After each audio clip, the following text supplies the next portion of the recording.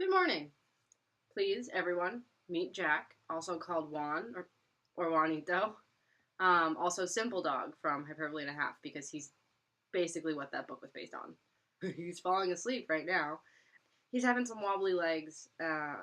His back legs are kind of not working right now. So I told him that if he wanted to feel better, he could be in the video. And what he heard was, I get to sit in your lap and be favored over the other dog, then hell yes, I'm doing that. I feel like I've seen more and more of these books about about dogs.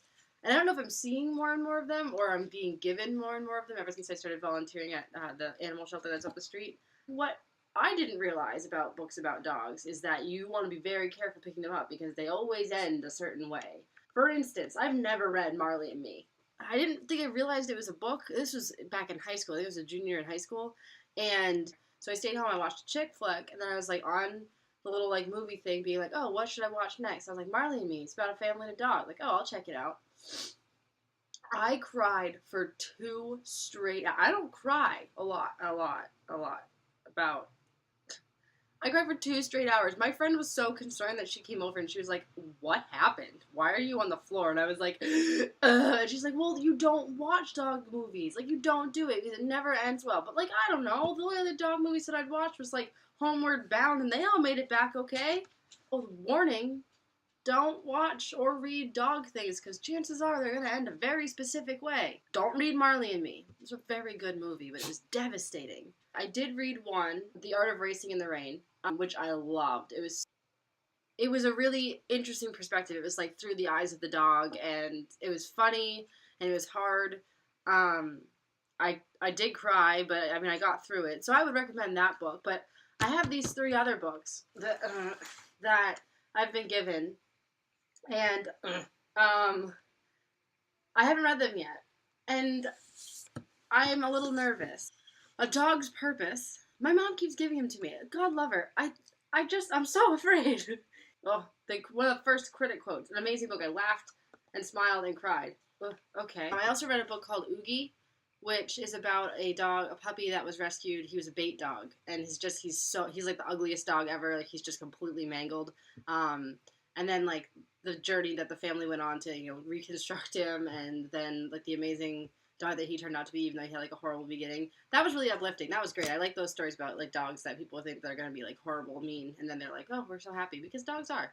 Then I have Inside of a Dog, what dogs see, smell, and know.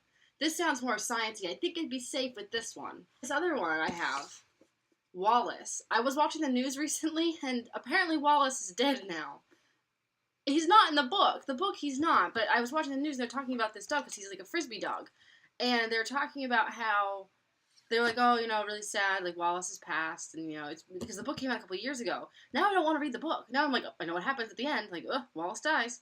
So can we have some dog books that end happy, please? Some that are just like, and we all lived happily ever after. Because we do that with people books. Come on. We'll do like a simple dog book. We'll do simple Juanito dog who's just passing out on my arm. It's a good thing I have muscles. My thoughts on books about animals. A lot of times they're kind of cheesy and not really deep. But if you want to look for a good book about dogs, I would recommend picking up The Art of Racing in the Rain because it's not that sad and it has enough of the human quality to make it not just like this cheesy book about, Fido's last stand.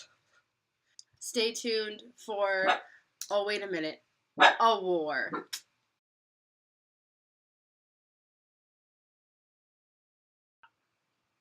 Hi. I know what you're thinking. You're thinking, didn't this video just end?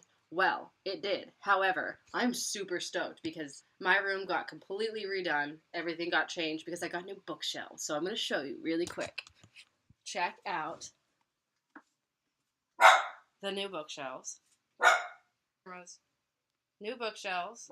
What up? I have this awesome new tapestry. Look. Hi, Juan. Awesome new tapestry fort. So cool. And then, more bookshelves. And my dirty laundry.